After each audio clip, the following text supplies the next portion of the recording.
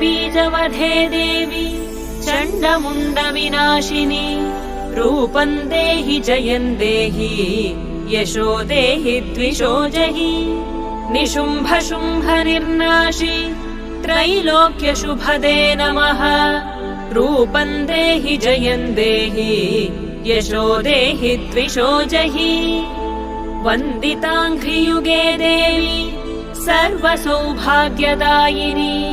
रूपं देहि जयं देहि यशो देहि द्विषो जहि अचिन्त्यरूपचरिते सर्वशत्रुविनाशिनी रूपं देहि जयं देहि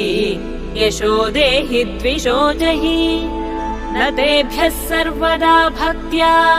चापर्णे दुरितापहे रूपं देहि जयं देहि यशो देहि द्विषो जहि।